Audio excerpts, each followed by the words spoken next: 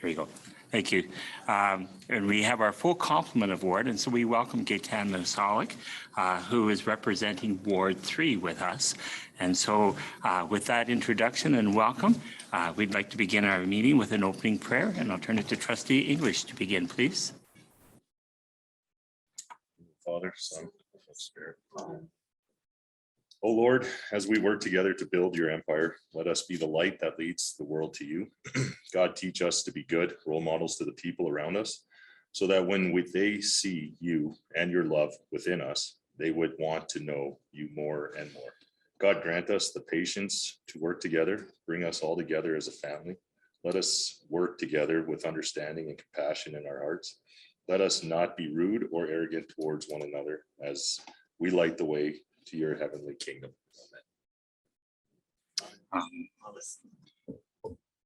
Thank you, Trustee English. And now we'll lead with the Treaty 8 recognition.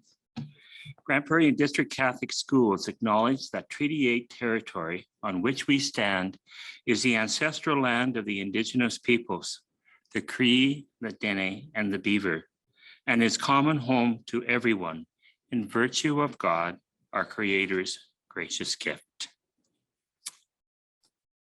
And now I'd like to move to the declaration of Ward 3 official results, and I'll turn that to Chelsea. Thank you, Mr. Chair. As part of our by-election process, we need to have an official declaration of the results at a public meeting.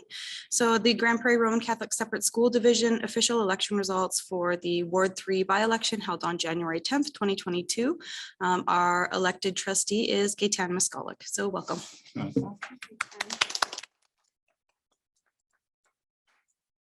you.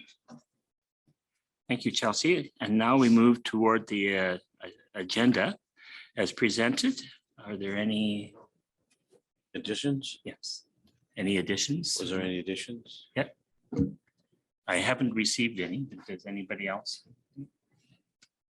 If not, that the Board of Trustees approve the agenda as presented. Okay, all in favor? Thank you, John. Okay, the minutes have been sent out and they've been presented. I'd like to make a motion that the minutes be approved. Sure. The board approved the minutes. Oh, thank you. Much better. That the board approves the minutes of the regular board meeting held on December 20th, 2021 as presented. Any discussion? Any comments? Changes? All in favor? Okay, that's carried.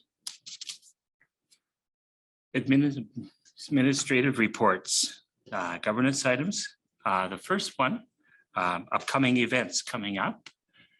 There are a couple that are there. The first one, the trustee orientation has been sent out. That is a Saturday, and there's an encouragement for all of us to speak. Anything else on that, Michael? Do you want to, from the ACSDA point of view? Nothing really to add. The executive committee has put together the agenda for the day and everything. So as the chair mentioned, I would recommend that everyone attend this. It'll give you the trustee orientation from the Alberta Catholic School Trustee Association's point and what we do there. So it's on Zoom.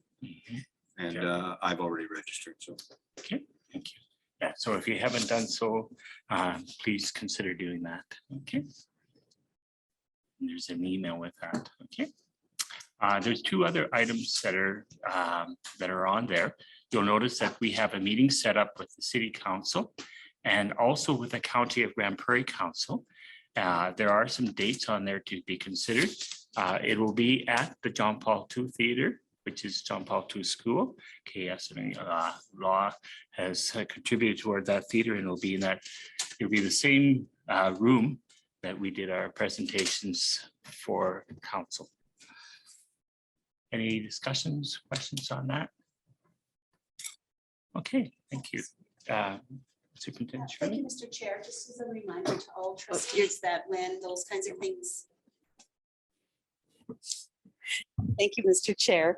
Just as a reminder to all trustees that when those kinds of things come onto the agenda, that Carrie will put them in your calendar for you. So just a reminder of that. Thank you, Mr. Chair. Okay, thank you. Okay, any other questions, comments on that? Okay, the next item on there is just for a bit of background for you. We've at our first orientation meeting, looked at the possibility of trying to get around to all the schools and to do that as a team building opportunity, that we would have a meal perhaps with them and just kind of meet the staff. Now that was a change from a previous opportunity where they would, as a trustee group, present a meal to the staff at some point in the year. But in terms of public relations, we thought it might be a good idea to have a meal together. Now, because of the recent concern with, the COVID restrictions and stuff. So what we're looking at is maybe moving the date for the Holy Cross School tour to a later time. So any discussion on keeping it, well, which would be fairly soon, February 7th, to moving it to perhaps a time when we can gather and meet the staff over lunch? What's the preference of the group? Because right now we wouldn't be able to probably eat lunch with the staff. We'd probably just be able to say hi from a distance. So anyway, I'm open to any discussion that you have on it to keep it to the date or move it. Michelle? I would be in agreement to moving it just because of we're having our high schools out right now with the demands to help keeping our lower elementary kids in school. I just think that the idea of the tours and the lunch was so that we could sit with staff. And if we can't do that safely, then I think that it makes sense for us to just postpone it for a bit, not do it all together, but just see what April has to hold. So I would be in favor of moving it till April. Anyone else with a comment on it? No. Okay. Maybe just a show of hands and then we're okay That's with. an action. Oh, sorry, it does move to action. I will get this together. Okay. Ward 3, committee and representatives. We do have quite a few representations, committees that we're on. So maybe we can just review that for the purposes of K10 and allow her to add any committees that she wishes, or anybody else, just on to add or change kind of where you're at right now. K10, did you want to speak to that?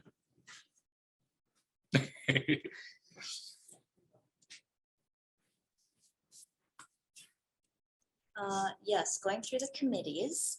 So I would like to join the Service Award Committee, Okay, the Student Review Committee, okay, the Ambassador of Christ Committee, okay, and the Human Resources.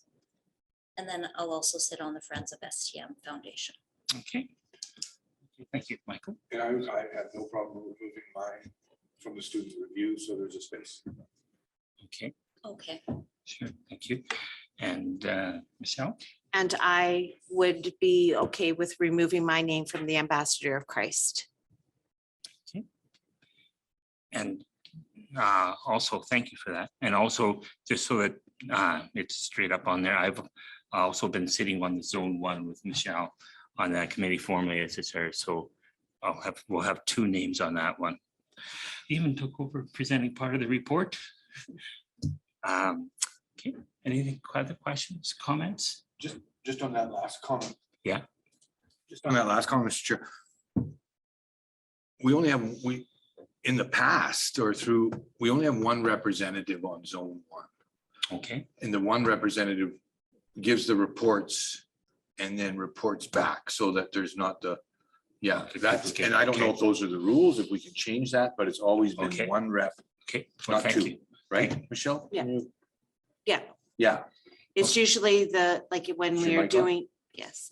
When we do the reporting at Zone 1, usually it's the rep that does the reporting or saying who's there and all of those things. And because we are one one group, but with one voice kind of a thing. So that's why we keep it to just one person, Right. because only one person, like we vote as one, we don't vote as 5 individuals Mhm. sitting on ASBA. So Okay, well, thank you for the clarification. Yeah, okay.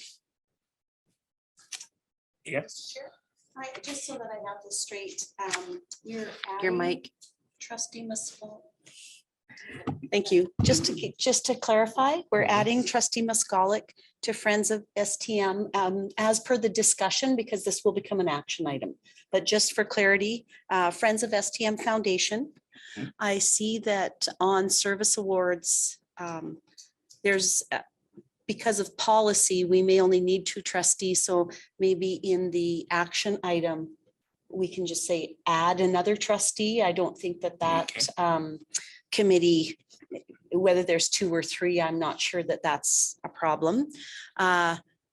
Student review, trustee Willett has offered to step aside. Ambassador of Christ, trustee Boisvert. And then, did you say human resources? Okay. So there's already 3 trustees on there. And to be perfectly honest, I really don't anticipate even having a meeting this year. That committee kind of looks at out of scope contracts. And because I'm so new, I don't think I'm going to be coming to the table with anything. So just to let you know that. any more discussion on that then? Okay, thank you. Okay, we'll move on then to 3.4 curriculum implementation. So you would have received the current update from ASBOA. It does look like the Alberta Education Department is still quite interested in moving ahead with an implementation for this fall. The recommendation from ASBO has been put together so that the summary report is what you have in front of you. They want to introduce a number of subjects this fall. And they have put together a provincial committee made up of a number of individuals from across the different areas around the province. Some of them have to do with the CAS superintendent level. Some of them are teacher representatives. Some of them happen to be from the different representatives of curriculum from Alberta Education and so on. And so we're looking at the question for these committees to see what kinds of other support they can give if they move ahead to do this. What kind of professional development would they look at? What kind of resources are available? Would they be available to the whole province on Alberta Learn website and et cetera? So that's currently the status that we have right now. And it's right now it's kind of this is a direction that the province wants to go in. And ASBO is trying to, on our behalf, look at basically, can we at least move it into phases rather than a full implementation in the fall? And what's in this report is at least a 3-year progression of that. Any comments or questions on that? We have had quite a few meetings and discussions about that. And curriculum is a huge implementation piece. It will ask a lot of our new teaching staff to incorporate a variety of curriculums in the same year. A lot of planning needs to go into that.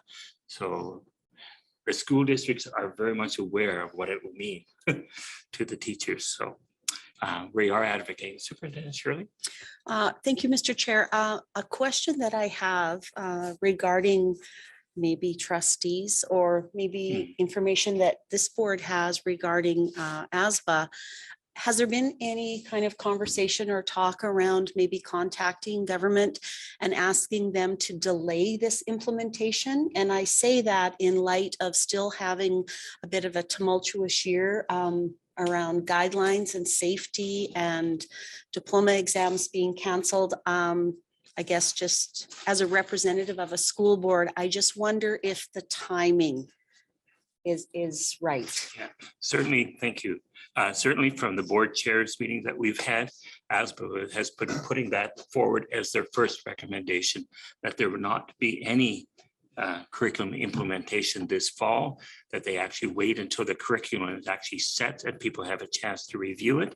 Our president, Marilyn Dennis, has repeatedly made that conversation known, and it's still not taken as a directive that they will follow, that the Alberta Ed still wants to follow it, but it does not mean the conversation is not over.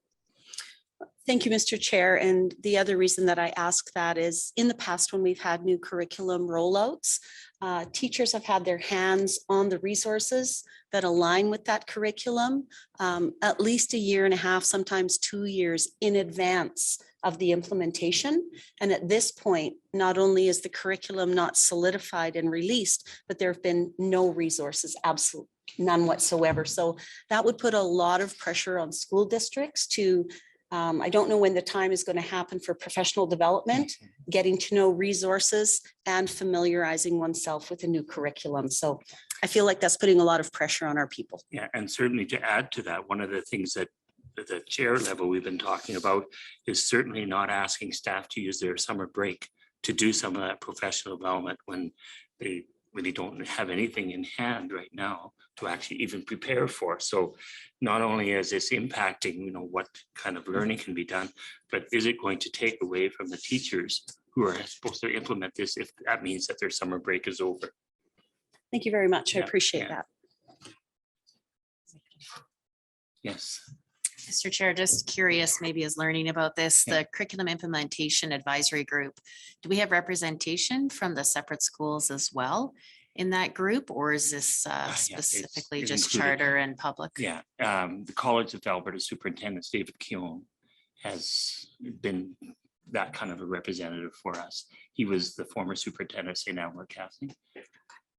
Thank you. Thank you. Yeah, Mr. Chair, just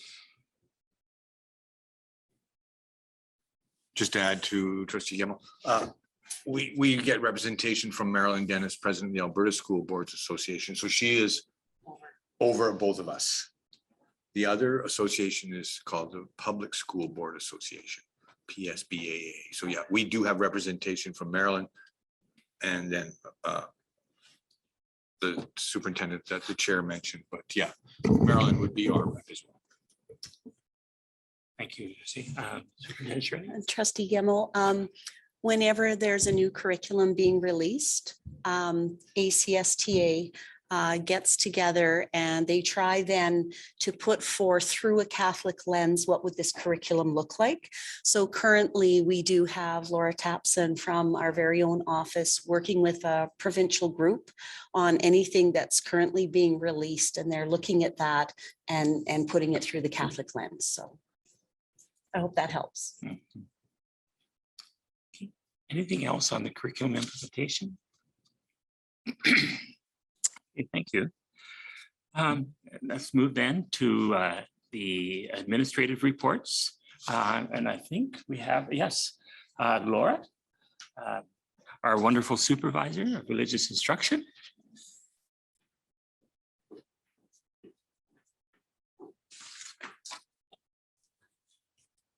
Oh. Turn this on. Should I have? Okay. Oh, you get to show me. Oh, Everybody wants to see I your was told I face. wasn't going to be shown, Oh, so sorry. I didn't brush my hair. No, I'm just kidding. Okay. So, hello, everybody. It's nice to see you. Just a few things to report for this month.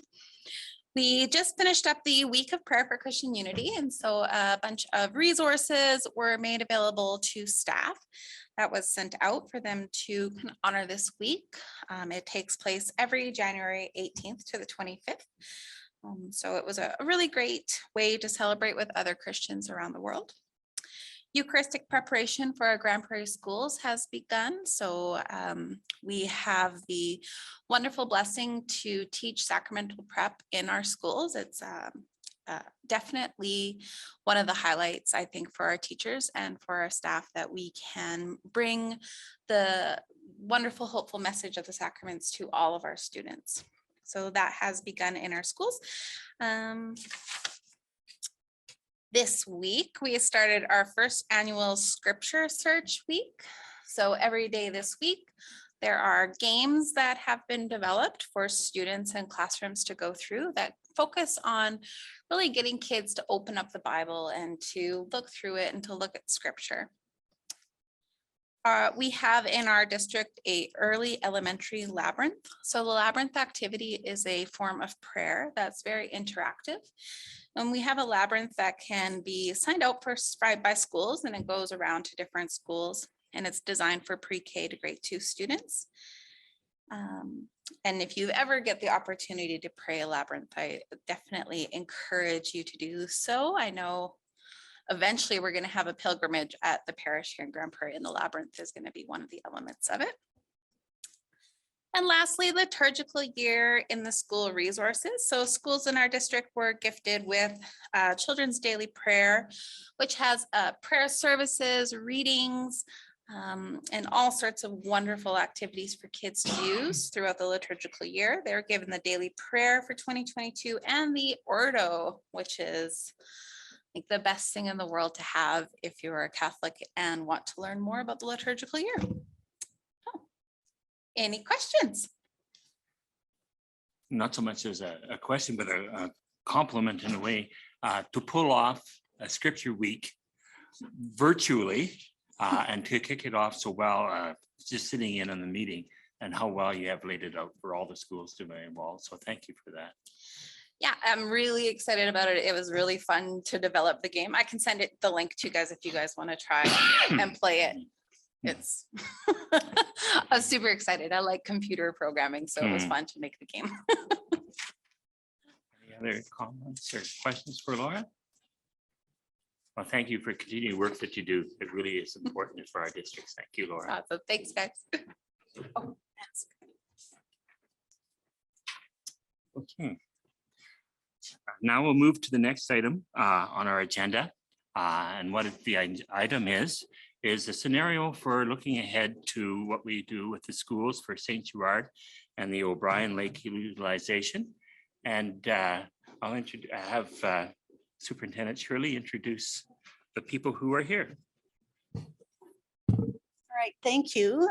Just as a bit of a continuation from our previous meetings, as we draw close to probably a decision at our next meeting, we're going to hear from a previous St. Gerard principal and current Director of Student Services, Mr. Henry Chauvet.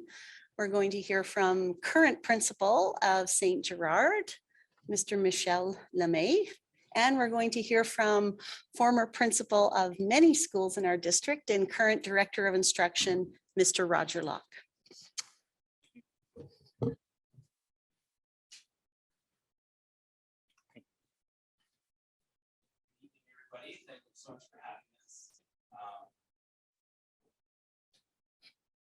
Okay, we'll try that again. Good evening, everyone. Thank you again for having us.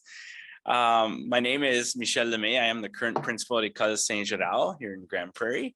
I am on my 4th year as principal, my 7th year in the school, and my 19th year in the district. So I've been around for a little while.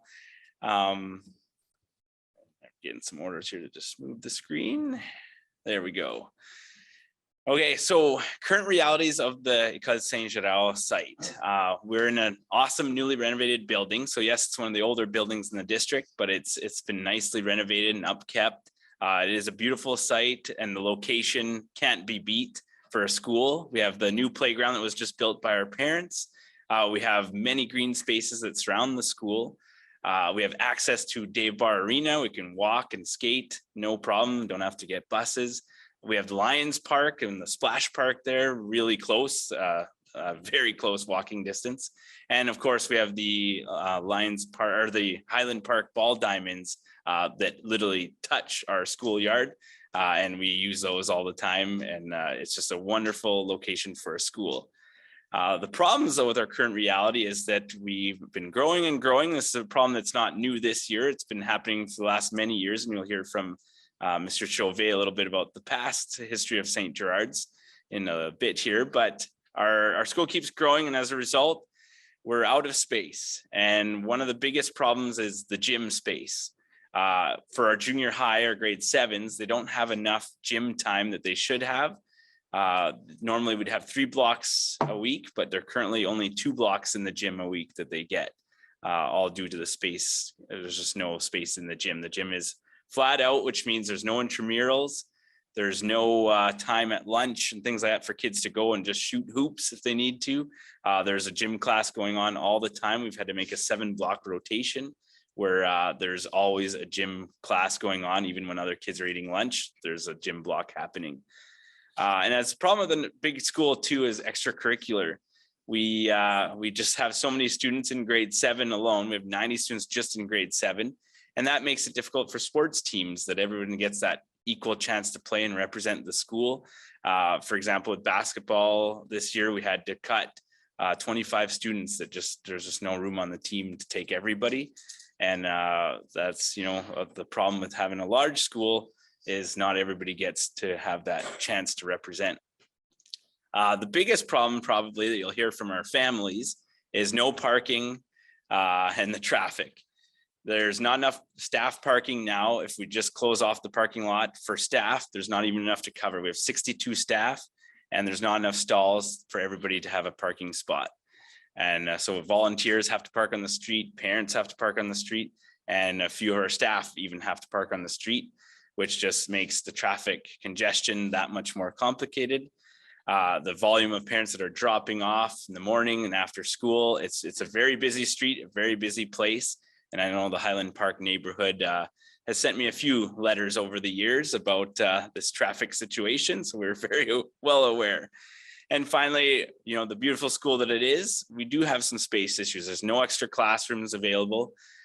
There's not enough office space for all our services like Catholic Family Services or PLS team, mental health, literacy, pullout, all, has to use every nook and cranny of the building in order to make these work. And so that's our current reality. And now I would like to welcome up Mr. Locke, who's going to speak a little bit on the school situation in the district. Thank you, Mr. Mayor.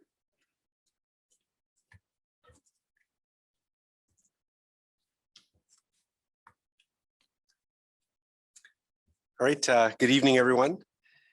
As Mr. Lemay said, I'm Mr. Locke, so Roger Locke, and I'm serving currently as the Director of Teaching and Learning with our school division. I suppose, though, I've been asked here today to speak in the capacity of where I spent many years in the district. And so that's based on 18 years of service as a principal with Grand Prairie District Catholic Schools. And in that time, I've got to work in a variety of schools and school configurations. So when I put that all together, I was able to kind of come up with insight on, how do we utilize space and what's good for kids and staffs and school communities. So I'll rewind my career a little bit and talk a little bit about smaller schools and that benefit, at least in terms of my perspective, in a K-9 structure. So I served as principal in Beaver Lodge, which was a K-9 at the time. And that presented us the opportunity to build a very strong school culture. And I just personally believe the advantage of a small school is that family feel and just that opportunity that, the older kids have to be mentors and the younger kids from kindergarten up to look and have good role models in the building. I've always found that a K-9 is probably the best feel that you'll get in a school in terms of behavior and the feeling of community. I also think that St. Gerard's has an opportunity to accomplish a little bit smaller. It's always been one of our big schools, and while that's good that it's pulling in families and people are getting immersion, when you get too big, you just get too big, and it's difficult to have that sense of community stay intact. So they have an opportunity to maybe reduce those populations a little bit and get back to a K-9 and get those, grade 8s and 9s actually back into their school communities. So I think those are both positive. My next experience was principal of Mother Teresa. So I opened that school when it was brand new. And of course, so then I have a little bit of experience seeing the challenge or, maybe the hesitation when a school has to split. So largely what happened when Mother Teresa opened, although we took a few kids from St. Pat's and a couple of other schools, it was largely a Holy Cross separation. So, you know, there was worries about that, what will happen to the kids and friends and all those things. And I can tell you from the experience that while there was some growing pains with that, in the end, things worked out. You know, Mother Teresa opened with just over 250 students, and today it's grown to well over 700. So what you end up having is 2 thriving schools, Holy Cross still thriving and Mother Teresa, both with, you know, they've established their identities and they're good places for kids and not too big. I will say, as I was going through Mother Teresa, I did experience that too big factor come up. So there was years when we lost the staff room, the music room, the library, the foods lab. They all have to become classrooms when you get too big. And I've seen Mr. LeMay comment on he's even actually losing gym time. So, you know, getting so full that the intent of the building starts to diminish and wash away. You don't have it. And so the learning experiences, especially that we want to see kids have in the 21st century, they're very challenging when you become overcrowded. My last and most recent experience as a principal, again, saw a 2 campus split happen. So when I was principal at St. Joseph's, that's when the board opened up St. John Paul II. And again, worries about, oh, some friends will have to split, and we've got 2 different high schools now. How is that all going to go? And I can be the first to tell you that the advantage was the populations both went down a little bit. So you bring back that small school feel. And I would say today that you've got 2 very flourishing high schools, both establishing their cultures and identity. And it's actually nice for staff to be able to have a sister school to collaborate with, even challenge each other. And that means that we're always bringing the best to our students. So I've seen it happen in a couple instances, all with good success.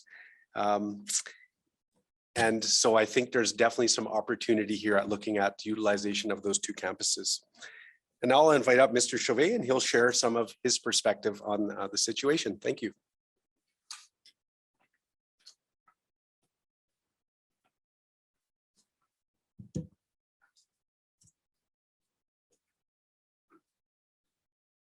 Hello, everyone. First, I guess I'd like to start by thanking the board and Dr. Shirley for giving us the opportunity here to help you guys make a more informed decision about the 3 scenarios presented to you. Who is Henry? Henry Chauvet. I have been with the district for about 27 years. I have been principal for 20 of those years. Started my career out in Sexsmith, moved to St. Clements, St. Pat's, St. Gerard for 7 of those years. Mother Teresa. I got the full school when Roger left, and then finally here at the board office for the last 3 years. So Mike's issues that he's having, I had the exact same issues almost 10 years ago when I was principal at St. Gerard. So in 10 years, we have not solved the problem. We have solved it. We decided to move younger kids to the high school. Is basically what we've done so far. And so losing the gym time was part of my reign as well. And trying to get creative with those types of situations. And so we had 650 students at the time, and now it's close to 800 students at K-7. We were happy when we had 65 kids in kindergarten back in the day, and now they're over 100. So St. Gerard continues to grow. We have seen that it's going to continue to grow. What else can I tell you? The junior high is 7 to 9. So back in the day, we were a K-9 Catholic school, and we held on to K-9. So when all the other grade 8s had to go to the high school, St. Gerard was the last school to come on board. And all the parents were like, thank God, let's keep the babies at home as long as we can before we send them to the big high school. And we had the opportunity to do it, so we did it. And I was also part of the consultations, community consultations last year, and the parents there were always like, yeah, let's not send those kids too early to the high school. Let's keep them as long as we can. So that was heard through the consults in the previous years as well. And we brought home our grade 8s. However, we didn't bring home the St. Gerard grade 8 simply because there's absolutely no room. And so I'm here actually today to kind of convince you guys which scenario to go by based on my experience. And we're just going to move over. So these are the 3 scenarios that you guys were presented with.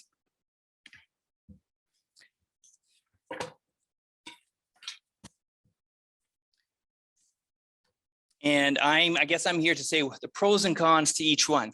And there is no pro, in my opinion, for scenario number 1. Scenario number 1 puts you exactly where you are today with the same issues we always had with a big empty school that we're trying to debate what to put into.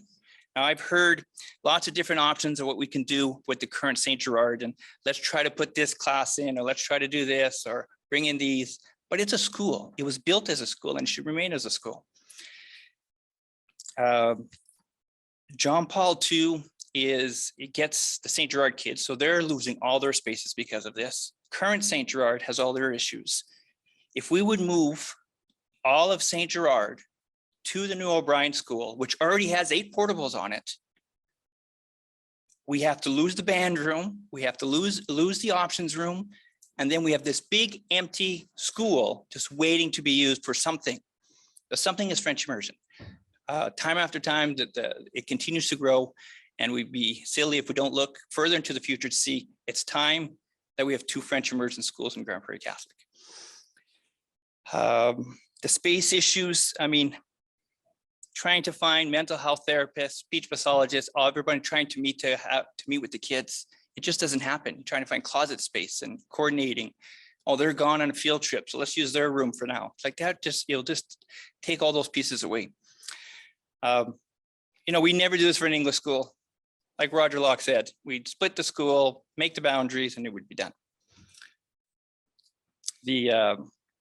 We talked about parking, not that we should make a whole decision based on traffic, but everybody knows, and every school in St. Gerard it's not just St. Gerard that has issues with parking for parents, but now we'd split that up 50%. So think about all the extra room that we would actually have for the parents that do drive. And I've said it over and over again. In the past, portables were the answer in our district because we had no other school. But we actually have an opportunity here to fix that. We don't have to keep moving portables and making these superstore schools of 1,000 kids if we continue at the same rate. I mean, it's hard to create the safe and caring schools like we've had in the past when you continue to make schools that are getting closer and closer to 1,000 students. So I'm here to convince you not to choose scenario 1. And with that, I'll bring up Roger Locke.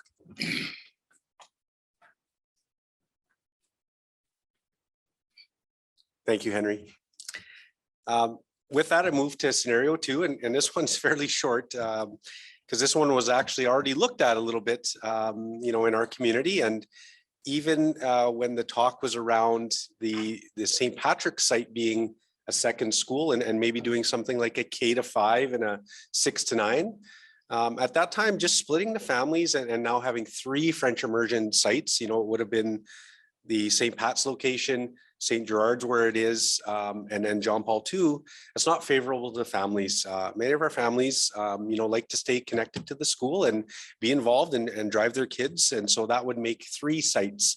And even when it was that closer site, it wasn't favorable. So the idea of using the current St. Gerard's for the, let's say, 6-9 and the new school for K-5, it really puts a challenge on, the parents and being able to connect with your kids. So also too, if you think of those locations in the city, I have heard the term the Bermuda Triangle of schools. And so if you were to do that and entertain scenario 2, the problem is travel.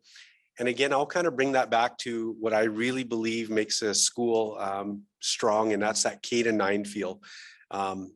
With scenario 2, you wouldn't get that. You would get, that kind of a middle school feel and, the numbers for that. You'd get an elementary school, and now you'd have, many families having to get to one school, get to the other, and then get to the high school. So I really do think changing the populations in a different way is a better scenario. But not to steal the thunder, I won't explain that. I'll invite Mr. LeMay back up to tell you about that scenario, which is scenario 3. Thank you. Thank you, Mr. Locke. So this won't come as a surprise, judging by the feedback we just received on scenario 1 and 2, but scenario 3, we feel this is the best choice for Grand Prairie and District Catholic schools and for the future growth of the French immersion program that we have. After speaking to many families, many parents in our district and our school council and getting a lot of feedback in the last few weeks, parents seem highly in support of a K-9 school. They really like the idea of their kids not going to the high school too young or too soon. Keeping the families together under one roof is a huge priority and a huge importance.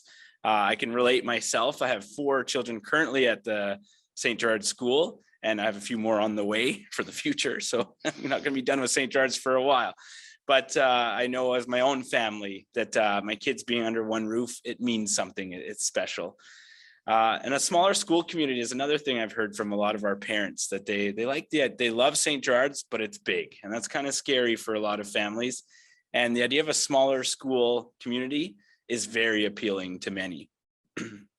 And by going smaller and having 2 schools, it gives us that room to grow our program, to welcome more families, to be able to take everybody in that wants to come in.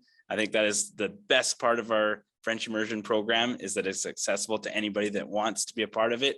And I think we need to continue making sure that's a reality. And finally, fiscally responsible and protects the intention of the design of the new building and 21st century learning environments. The old building and the new building, it's so important that we use those buildings as they're meant to be used to offer the quality education that our students deserve. Losing the music rooms, losing gym time is not what the kids deserve. And I think it's very important that we make sure we use those buildings and those spaces as they were designed to be, to offer that best education for our students. And that's it from us. So now, just if you'd have any questions for any of the 3 of us, we're more than happy to help out. Are there any questions, Mr. Ouellette? Thank you. Probably not a question, more a comment. I think when, and hats off to administration, when we bring people in like yourselves to give this presentation, you have the experience of the schools. We have, Mr. Chauvet, who just checking, but the elder of the statesman, I'm sure, has been at that school. And I think the point mentioned was, 10 years ago, he was there, and it's this, you're facing the same issues. But I just want to thank you all for coming. And I like the part of the presentation coming from people that were on boots on the ground. So that makes my decision so much easier, because you know what you're doing. You know what you need, you know what you want. So thank you very much. Thank you for having us. Anyone else? Yeah. I would also second Trustee Ouellette. Really appreciate the 3 of you coming in. Did have a question. I recognize as a parent, it's handy to have K-9. I'm curious about kids. I've lived in various cities across Canada. There's often a junior high and a 6, K-6. I'm curious about the kids themselves. There's quite a difference from the maturity level of grade 9, what they're exposed to, how they speak, versus a K or a 1. How do you feel about the kids, or is there any studies around what the kids benefit from best? Great question. Did you want to field this one? Okay. Well, I'm certainly confident there would be lots of papers, academic literature on that. I don't have it in front of me or prepared tonight, but I can tell you from being a principal and experiencing K-9, K-8, and then also at the high school where we went 8 to 12, I really genuinely found that 7, 8s, and 9s all had much more positive, I guess, demeanor about them when they're in with K1, 2, 3 and up. Whereas when we switched it and it was 8 to 12, I really believe the 8s and 9s just kind of get caught up in no man's land. They don't know where they're to identify. And if I rewind and looked at, the wonderful role models they were in a K-9 system, our school district invests time in things like, and I'll use the term and I'll explain it in case you haven't heard of it, but it's called reading buddies. So in most of our K-9s or K-8s, kindergarten pairs with grade 9, grade 1 with 8, and so on, and different mixtures. And just to see the mentorship that happens, when our older kids interact with the young ones, it's fantastic to see. And I think that oftentimes it's the younger kids who have maybe the stronger impact on the demeanor and how our older ones carry themselves. So I've seen that to be positive. And I wasn't at St. Joe's when it was 10 to 12. And most of my time there was 8 to 12. And I know from a couple of colleagues who were there longer, they said that in their opinion, the 10 to 12 structure was best and 9 to 12 okay. And they said, when you start to put grade 8s in that scenario, though, it wasn't as positive. So that's just my experience and what I know from colleagues. So thank you for the question, though. Michelle? I just have a comment. I'm glad that you guys were able to present to us. I think as Mr. Trustee Ouellette has said, is that it's nice to hear from the people that have had the boots on the ground kind of a thing. Also, I like the idea of that we're setting a new standard for our district by being the only ones with 2 French immersion schools, possibly. That says a lot for what Grand Prairie is, how it's grown, and it says a lot for our district. So I think that, you know, that is definitely something to kind of look at as our own uniqueness, is the possibility about having 2 French immersion schools. That says something. So thank you. Thanks, Mr. Chair. Probably to you, Mike, or to any of them. I do appreciate the expertise that we do have. Didn't add it all up, but quite a few years of expertise.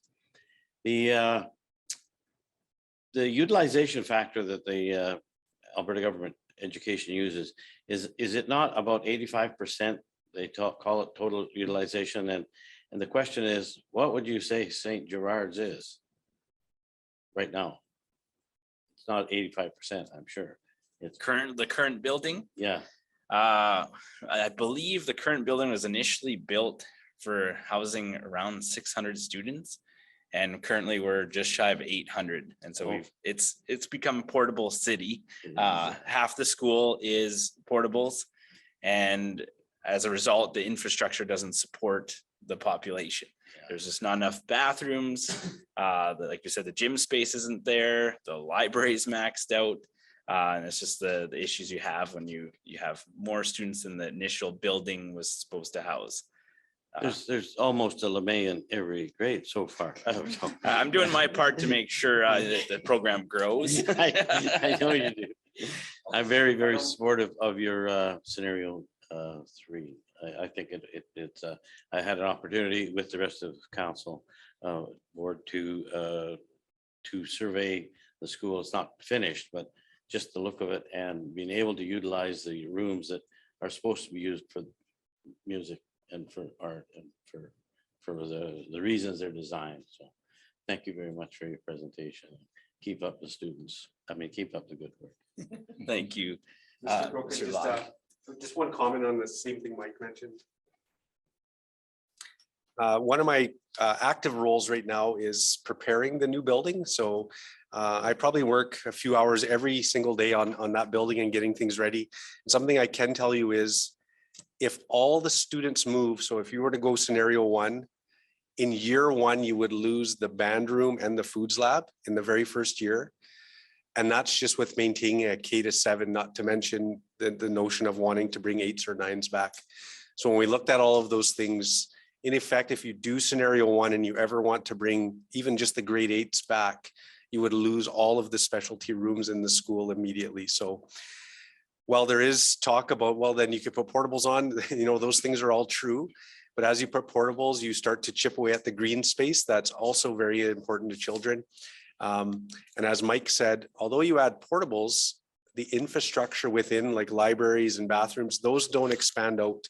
And so what you have is a crowded building, and you can't help but feel chaos when things get too full. So just something to know about that new building, as big and nice as it is. We did do the numbers and we know what the data says. So thank you. Anyone else? Okay, I'm going to leave the last word for Superintendent Shirley, but gentlemen, thank you very much. I really appreciate your time and expertise and the effort that you've put into really building a good case for our French immersion program. So thank you for what you bring to the district. Thank you, Trustee Snowball and all the trustees, and thank you, Dr. Shirley, for having us. Thank you.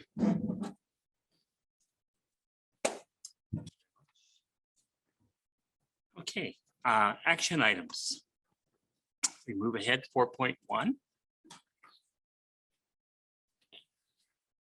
Okay, we have a motion. Michelle? That the Board of Trustees direct the superintendent to post a virtual presentation and send out a survey feedback form before February 7th, 2022 concerning O'Brien Lake and the current St. Gerard School configurations. Thank you. Discussion on that, and I want to turn it to Superintendent Shirley. This would mean that the presentation that you just heard would become the basis of a virtual. Is that correct? Thank you, Mr. Chair. Yes, we thought maybe we would actually just post the presentation that you just saw with the scenarios, and then maybe have some sort of either a survey or information form that parents can fill out. In the meantime, you had a few little questions regarding the St. Gerard scenario. You had asked the impact of splitting teachers and staff or staffing efficiencies of each scenario. So our work is to balance the inefficiencies with the benefits. Opening a school does cause a temporary inefficiency, opening any new school. But that decision that we knew when you start splitting schools was made when you first got the approval for the O'Brien site as a new building announcement. So whether English or immersion, it does cost money to build, furnish, and house a school. Our work, though, is to prevent inadequate facilities and population overload. Buildings that offer multi-use rooms and a small enough population for familiarity among staff and students, just simply, there's a ton of data out there. They allow for better learning environments and more meaningful learning communities. So we do have a contingency, as we always do when we build a new facility, for the staffing inefficiencies, whether they're English or immersion. We still have to fill our schools with students. So putting the entire immersion community into the O'Brien Lake West location is absolutely still an option for you, but you then have to decide how to fill the existing St. Gerard building. So there were a few questions around the costs for splitting St. Gerard into two schools along the same lines as the first question.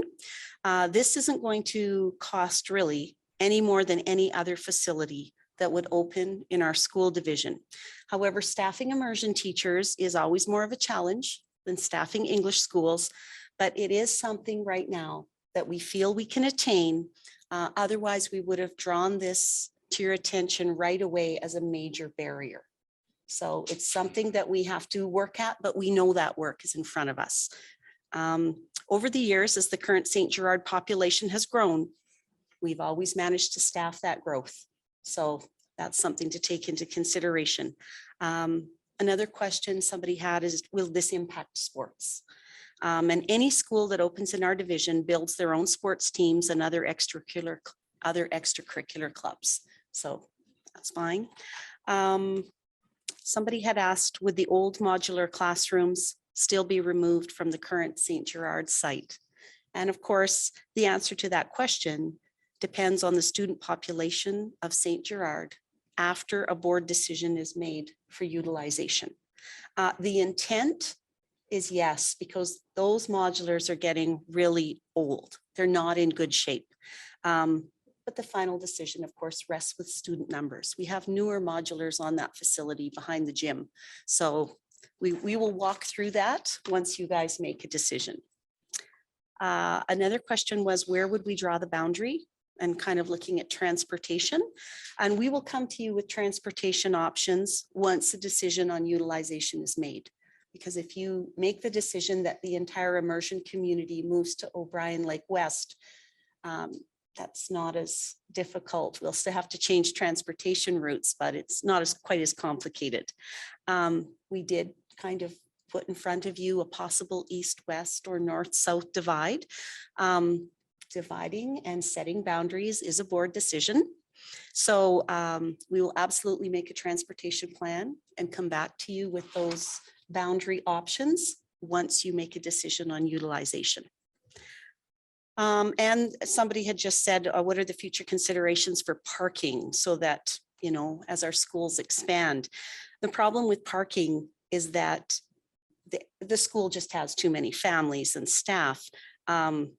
When a school is built, we only get so much money for certain things, and we only look at the current utilization of the building. So we get so much for parking lots and sidewalks. Usually the parking lot matches the initial size or population projection of the school. A parking lot like St. Gerard's that causes so much trouble is just another indication that there are just too many bodies inside that facility. So it's never our intent, and we never build parking lots that we think are too small. But as the community grows, it's expensive to expand parking lots.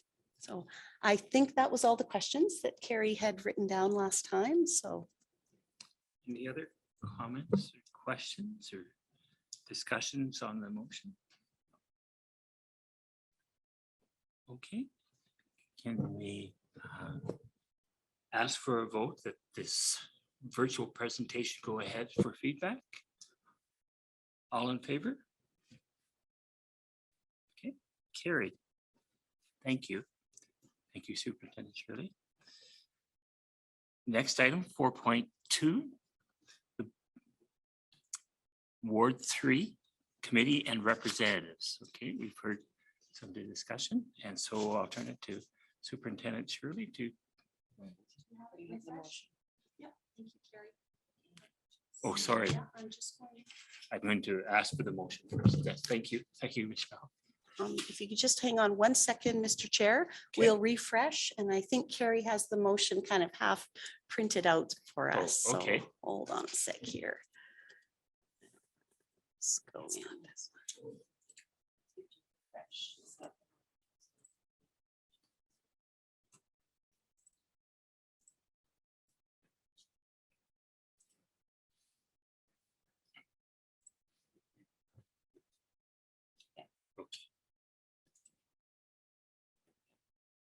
Okay. Trustee Campbell. Thank you.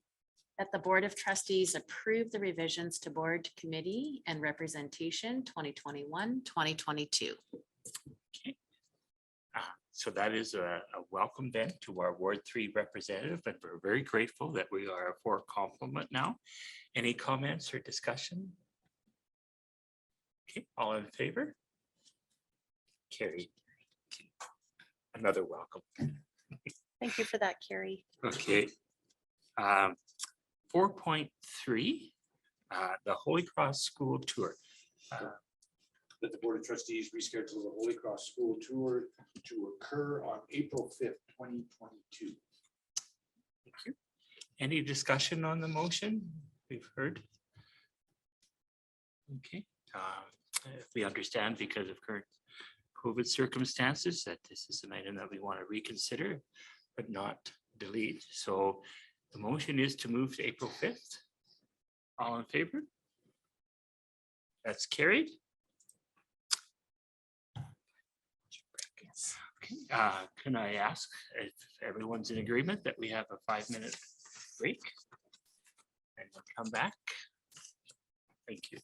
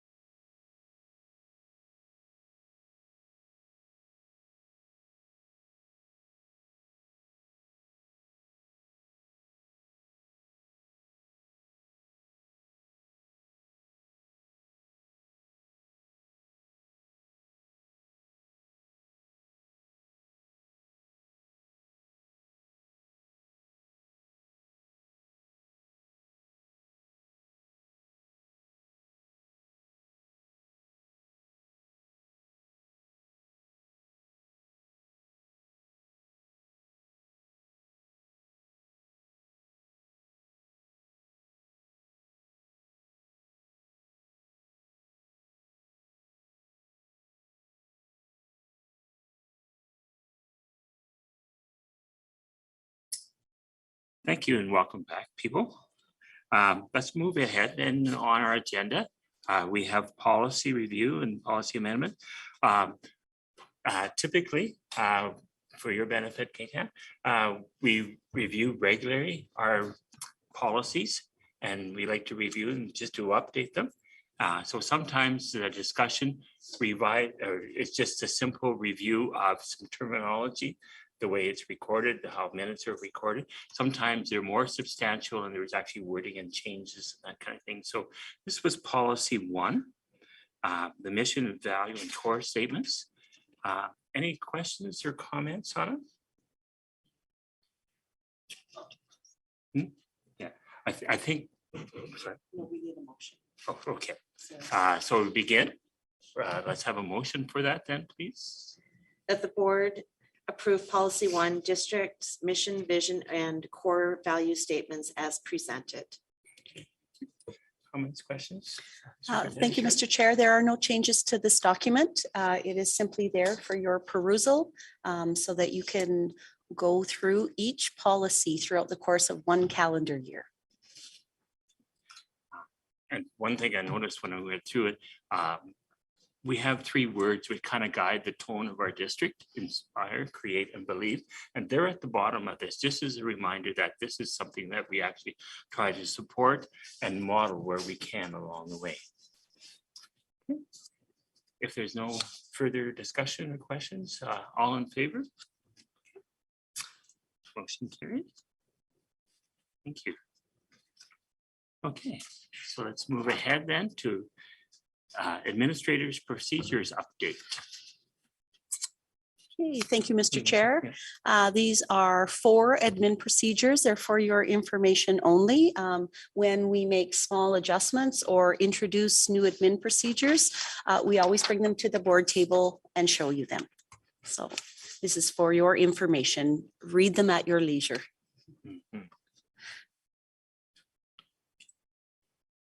Comments or questions for Superintendent Shirley? Okay, thank you. Okay, let's move ahead then. Our next item, board committees and representation reports. Committee and representation reports, we begin with board committees in January. First one, ATA Teachers Associated Collective Agreement. Second one, Liaison Committee.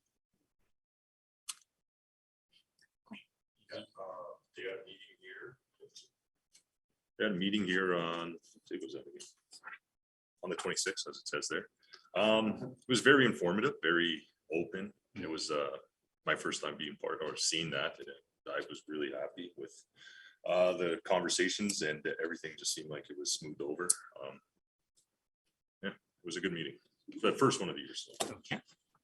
And was that in person or virtual? That was Zoom there. Okay. Okay, thank you. The Unifor Collective Agreement. Did you want to speak to it, Mr. Miller? Thank you, Mr. Chair. We've had one meeting with Unifor for bargaining. We actually had 2 days scheduled about a week and a half ago, and due to our staffing shortages, we agreed to bargain for 1 half day so that our staff who were on the bargaining committee could be in the schools because of our shortages. So that was good that we were able to work together to do that. We made some good progress on the first day, and we've scheduled subsequent rounds coming up in about a week. And we'll continue on. So we're making good progress. It was a good start, and we'll have more in the near future. Thank you. Thank you. The Unifor staff, support staff liaison. We have not had a meeting. Human resources. I don't think we had a meeting for human resources. Okay. Service Ward District Social. We've not had a meeting on that one. Political action. We have not had a meeting on that. And Ambassador of Christ, Christy. Thank you, Mr. Chair. We didn't have a meeting. I just wanted to let everyone know that we put the Google form out on the website, so then people can nominate for the Ambassador of Christ. And the deadline is May 27th. So tomorrow I will also send an email that goes out to all district staff with that same Google form, which can also be found on our homepage, so gpcsd.ca. Thank you. Mr. Chair, I just have a Yes. quick question. Yes.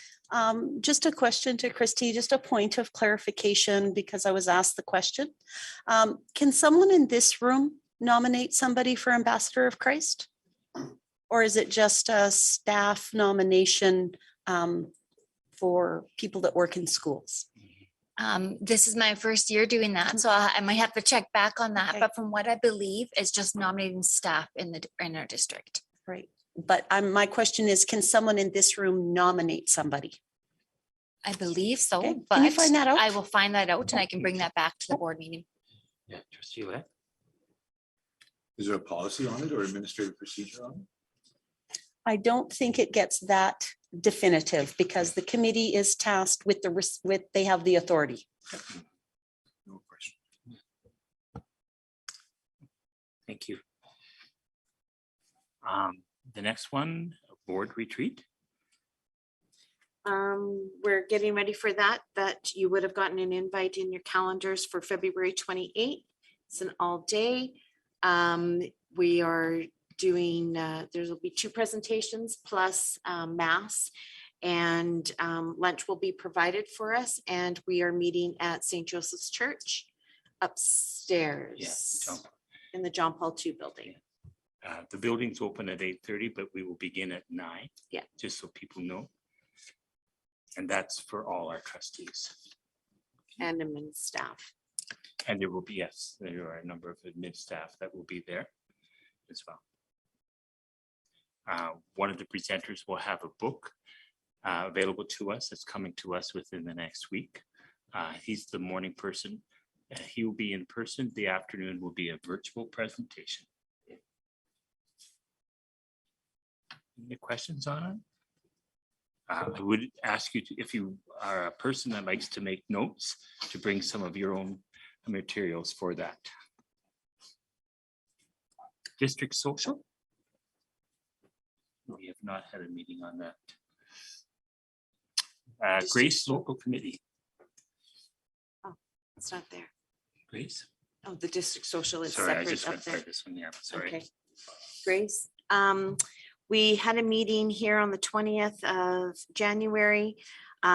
We've kind of decided that we're going to look at putting out our own district-wide newsletter, and we're looking at maybe doing a quarterly newsletter. We still haven't quite firmed all of that up. It'll be out hopefully before February 14th. Myself and Father Red are going to kind of work together and build a newsletter.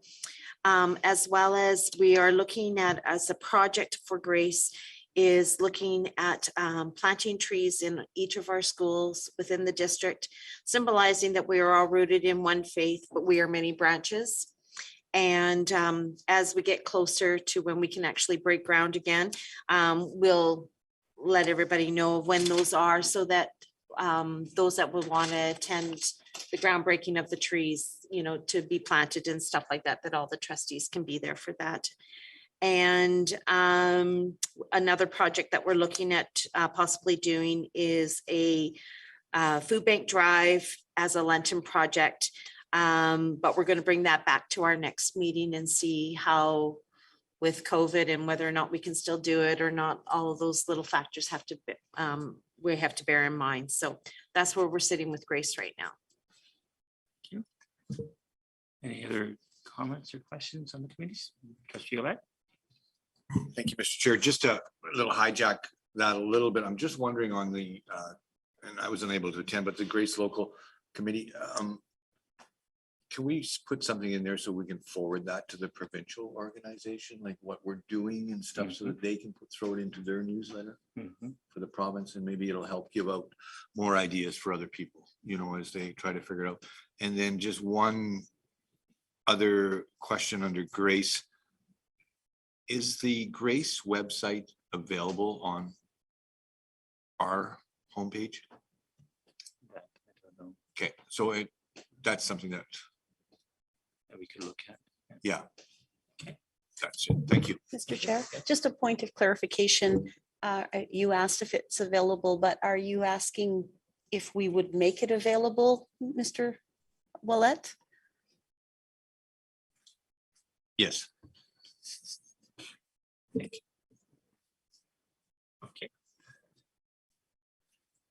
Let's move ahead then. I think that's complete. So let's go to 7.2, board representatives for January.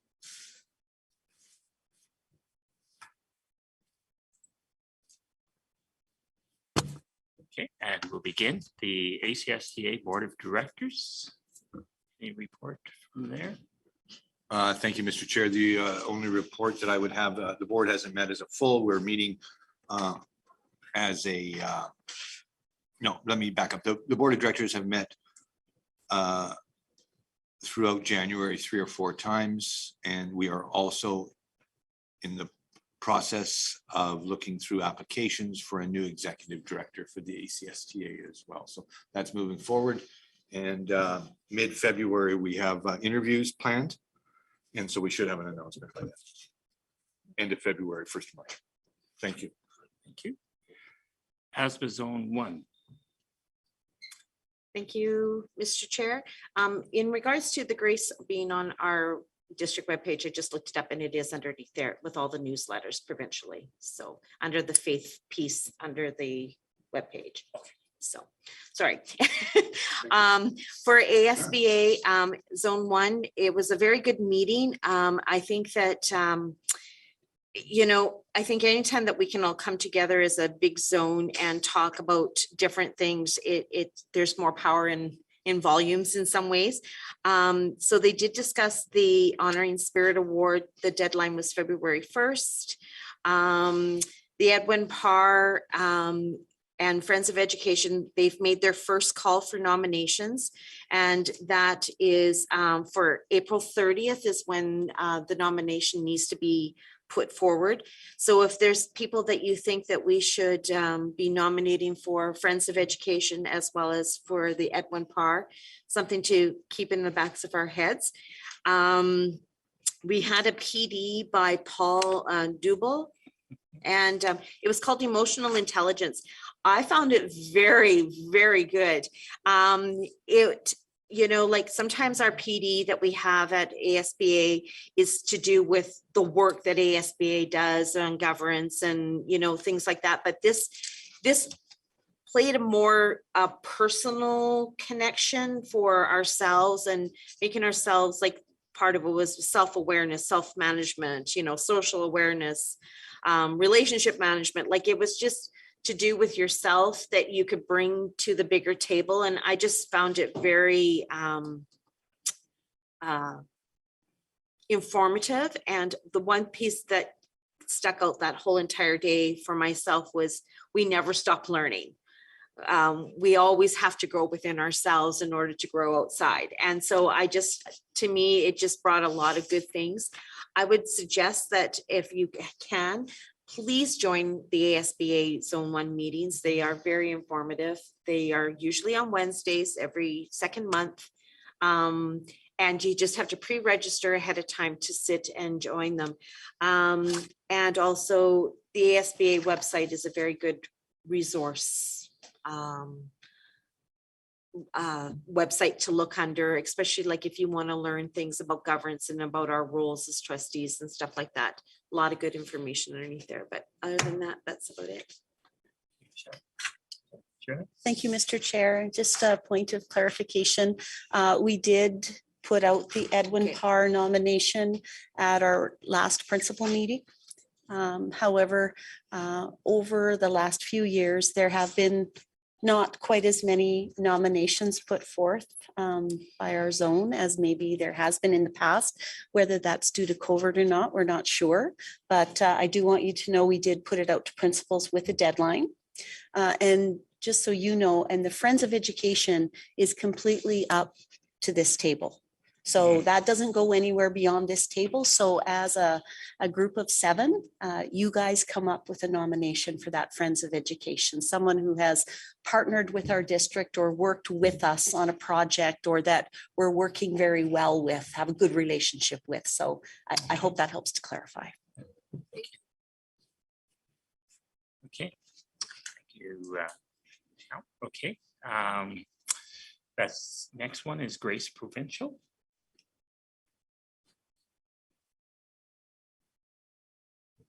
Thank you, Mr. Chair.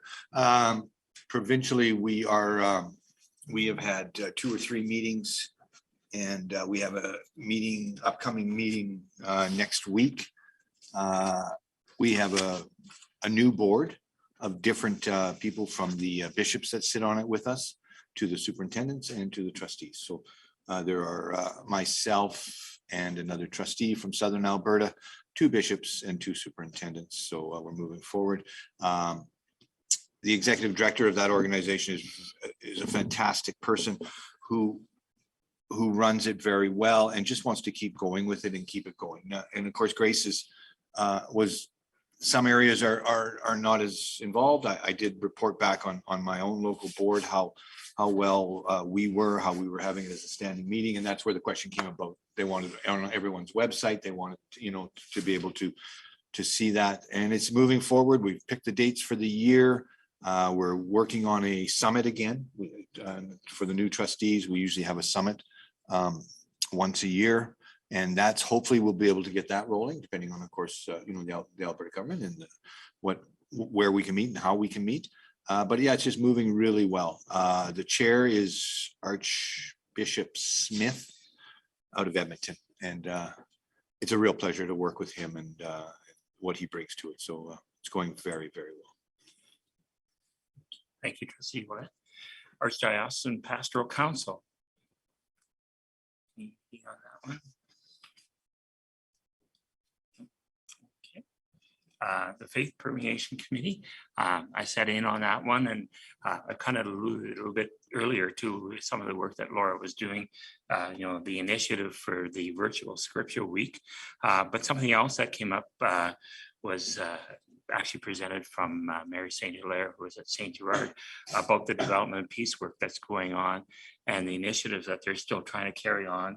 Some of it's virtual, the kind of Stations of the Cross and the sort of awareness to the students in the school district of what the Shareland project is this year. So I just wanted to kind of highlight some of that work, that it hasn't been lost, that we are still trying to keep up with not only development and peace, but things like sacramental preparation for parents. It's virtual, but it's still ongoing, and it's a very supportive work of students in that district. Friends of STM. So I know you're new and this is your first meeting, but Gaetan, would you like to speak and say anything about that? Thank you. They haven't had a meeting yet. I got an email the other day and they're trying to set up a meeting for the middle of February. Okay. So hopefully I'll have more information after that. Okay. Thank you. Move ahead then.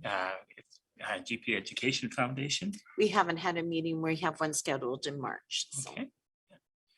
CKC Scores Steering, no meeting that I'm aware of. And TIBA, which is the teachers negotiations. So TIBA is a Teacher Employee Bargaining Association, where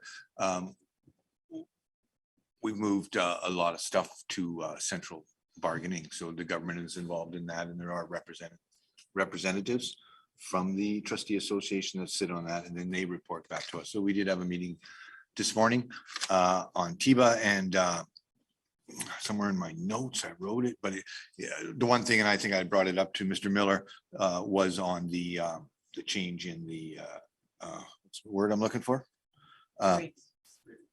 Yes, in grievances and stuff like that, and also where they're moving forward and what they're looking at, and how close we are to opening up. So yeah, there were some dates floated, but we'll wait to see where ours is. So yeah, it's always ongoing.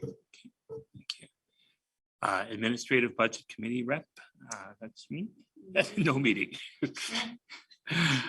Council of School Councils. That's a group, just so people are aware of, all of our school councils meeting together. And we don't have a meeting date that I know of yet for that. Rural Caucus for the school boards. I've been on 2 meetings in terms of Rural Caucus, just to give people a bit of an update. Some of the issues that have come up, one of them was finding bus drivers when there's no bus driver available to bring in students. Not because the roads were icy, but just because there's no bus driver available. Subs for bus driving are very, very limited, and it really affects students getting to school when there's no transportation. So that's one of the things we're talking to bring to the government.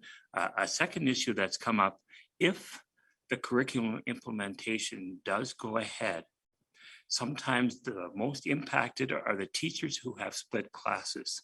So if you are teaching a grade 1-2 split or a 3-4 split, and all of a sudden you have 3 new curriculums and you are teaching grades 1, 2, and 3, it's almost double the workload.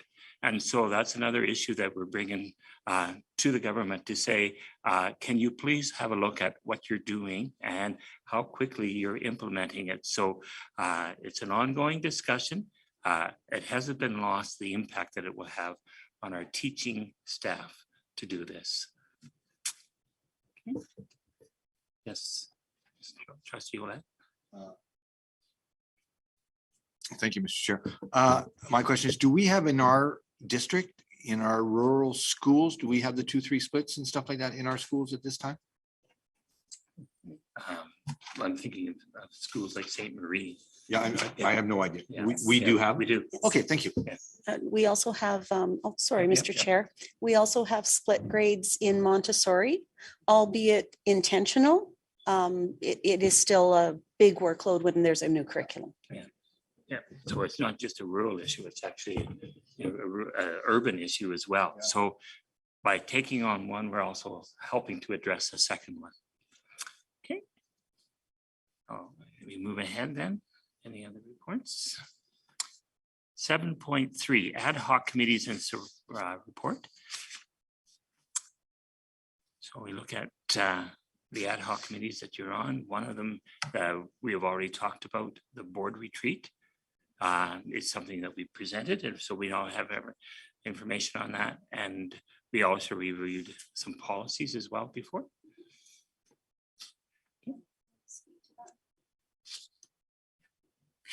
All right. We have met with the policy review ad hoc committee.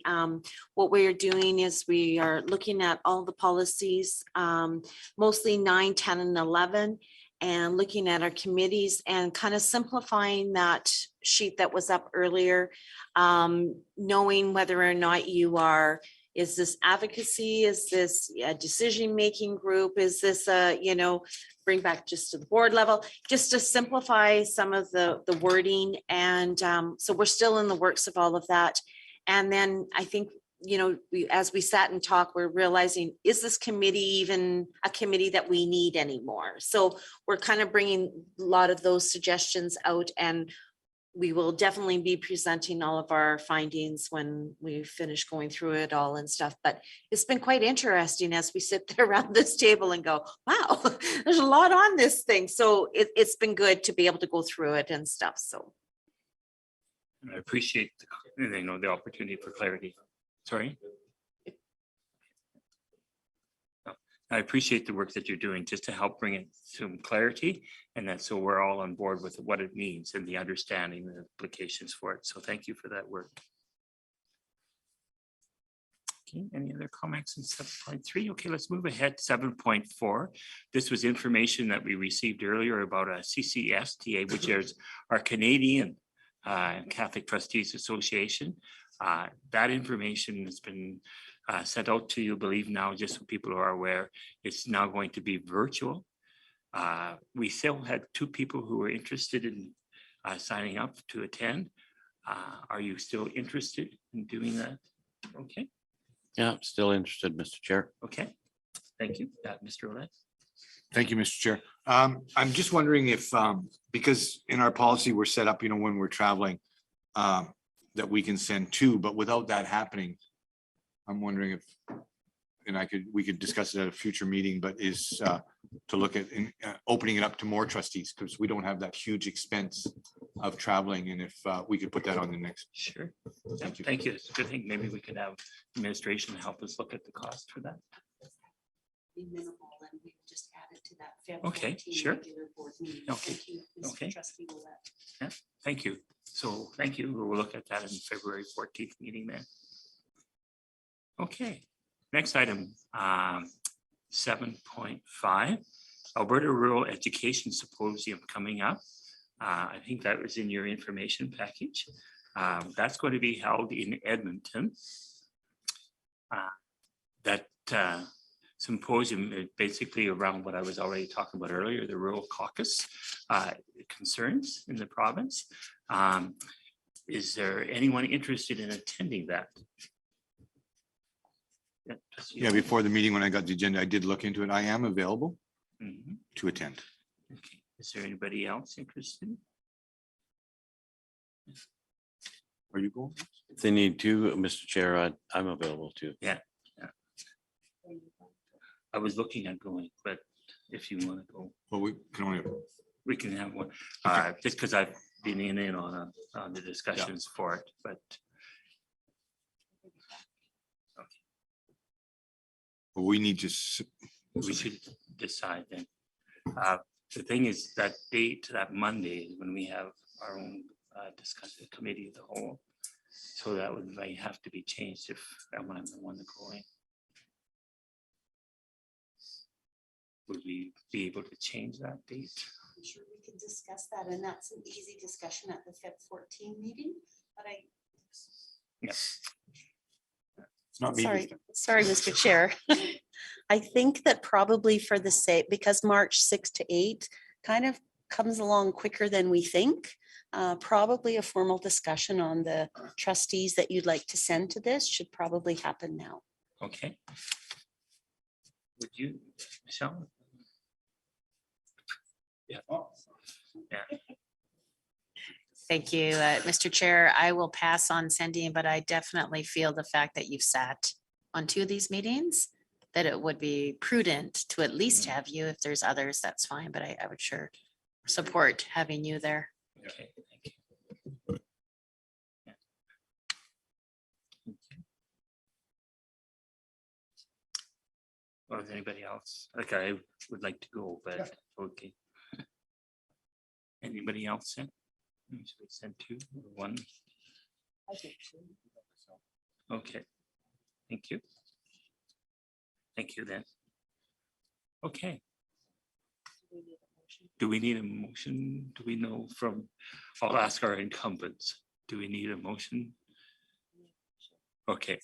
I'd like to make a motion that, or do I? I can't make the motion. Ms. Gibble, would you like to make a motion towards it? Like to make a motion that we send two representatives to the ARES symposium that's will be held in Edmonton on March 6th to 8th, 2022. Okay, any discussion on the motion? Yes. Mr. Chair, I just believe that the trustees should be named if we're going to make a motion and pass it. Okay.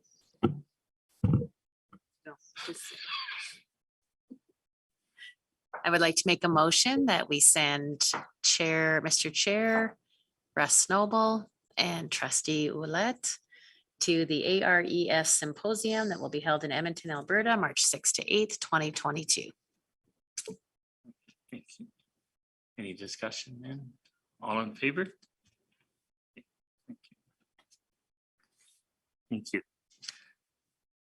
Okay, approval of committee and representative reports is number item 7.6. Trustee Bover. That the Board of Trustees approve the committees and representatives report as presented. Any discussion? Okay, all in favor? Okay, that's carried. Discussion on correspondence. We've had one piece of correspondence presented to us. The upcoming festival has been presented to us as an opportunity. It's pardon my French, but it's a French Canadian Association for Grand Prairie is asking for support for funding. I'm going to refer to previous comments to the history. Have we supported that before?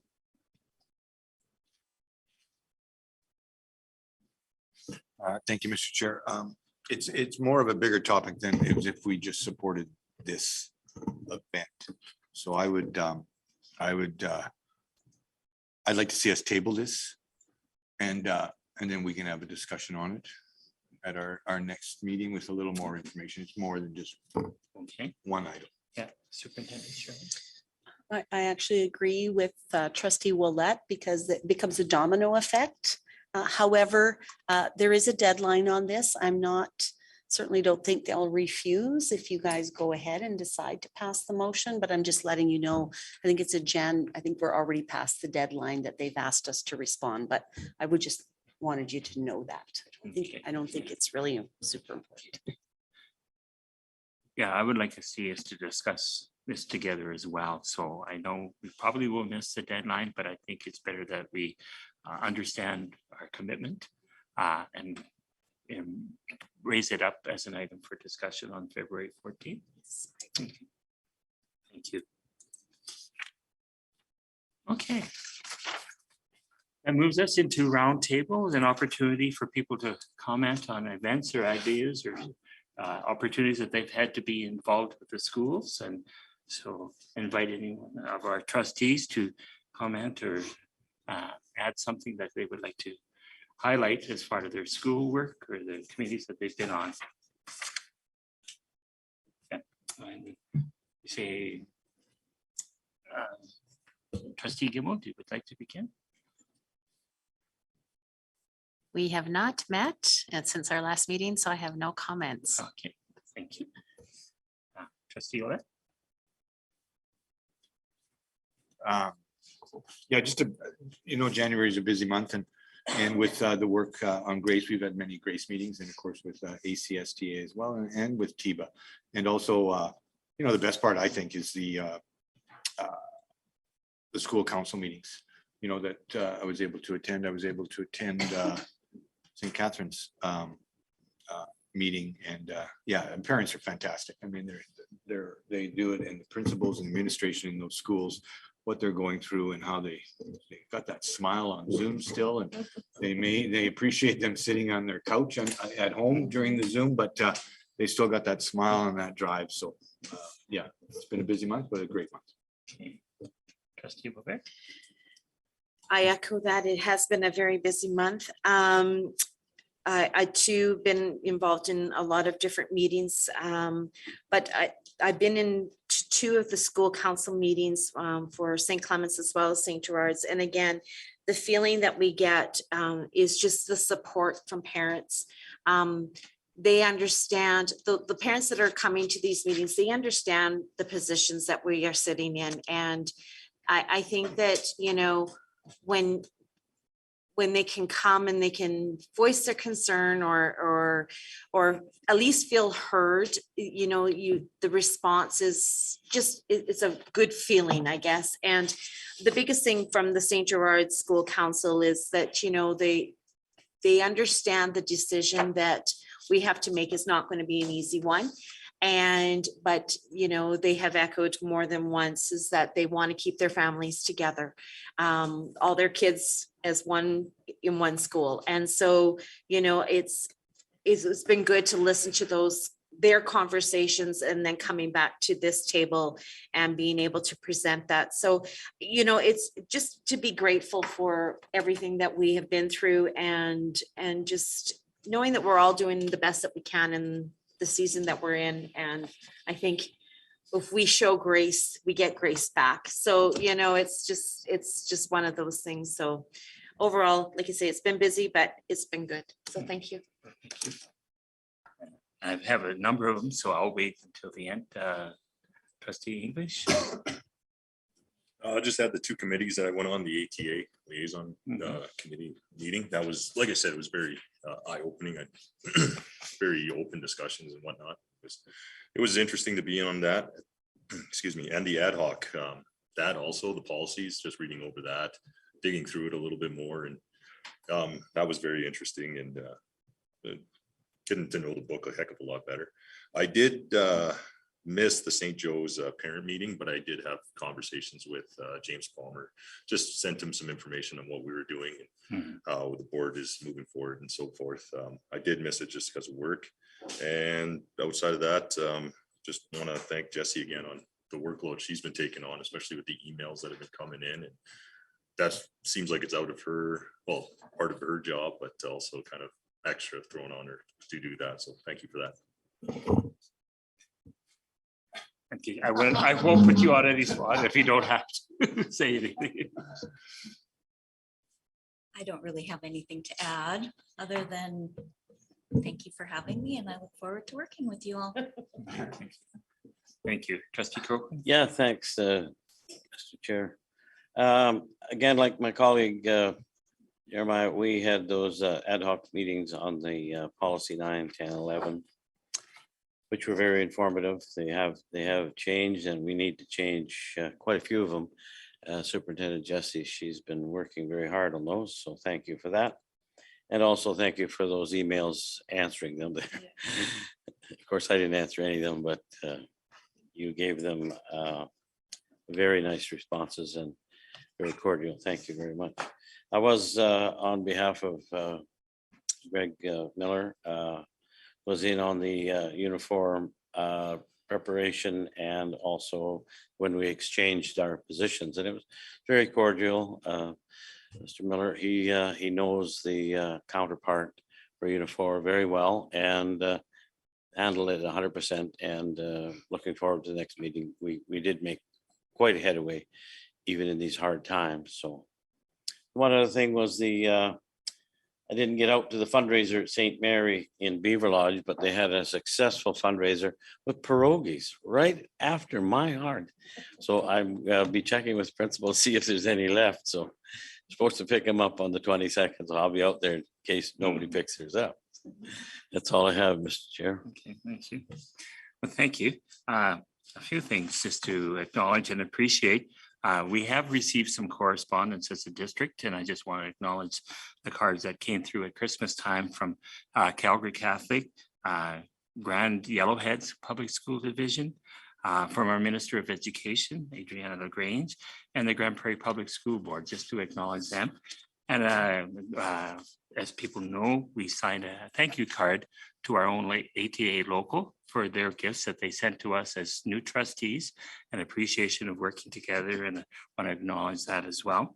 I'd sat on a number of meetings myself as well, like Faith Committee, and been part of the virtual meetings for Holy Cross, and I'm very impressed with a number of people who are at the council meetings for that school. I think it was 11 of us on that last Zoom meeting. It was virtual, but we still had sent in a report for the virtual meeting that St. Kateri was to have, but they had low numbers, so they did not have that last meeting as well. And I also commend Mr. Miller on his work. I've sat in with that committee as well for the negotiations for the university staff. So that's an ongoing work as well. I'm going to highlight one project that went over very well in December. And I think just to have all the schools be aware of it, John Paul II had a marketplace coordinated by Lisa Burdette that went over very, very well. Students had to come up with a business plan. They had to work together, come up with what they were going to sell and sell it. And they had any profits were donated to charity. It was a phenomenal event to see them actually do something that inspired them not only to learn as an individual, but also as a team. And that was a very commendable event. And there was quite a few parents that commented on the public support for that kind of activity to continue. So just wanted to acknowledge that. One thing on kind of a sad note for our district, one of our school teachers and trustee who has been a longtime member of our district, Jennifer Josick, recently died. And a passionate teacher and also as a trustee. And one of the things she left with us as a memento is stories. She wrote a couple of books. So I have a couple of books here. If people want, I'm going to leave them at the CEC front desk for a month and just see if there's any interested people in reading it. One of them in particular, this Perfect Pelican. Jennifer had a very soft heart for students with special needs. And so this particular story is about a pelican who's perceived as not perfect, but really is. And it's a very poignant story written from the heart of Jennifer. So I just want to kind of highlight that and the work that she's done for our district. So we acknowledge that. And then finally, not finally, but perhaps something from my point of view, thank you. It's been a gift. We're into this 4th month now, and I really feel that we're doing some great work together and leading each other forward. And as I know you've heard me comment a number of times from Mother Teresa, let us do something great for God. Okay. Any other comments, questions from anyone? Okay, well, thank you, everybody. The meeting is now adjourned. Closing prayer, sorry. It will adjourn after the prayer. Dear Father, Son, Holy Spirit. Almighty God, we started this meeting with you and we are closing it with you. Thank you for making this meeting a success. We would not have done it without you because many of our plans, but it is you who establishes them. May the things we have learned today stir in our hearts and may we put them into action. May what we've learned impact our lives, families, friends, and the rest of the world positively. In Jesus' name we pray. Well done. Now we're adjourned.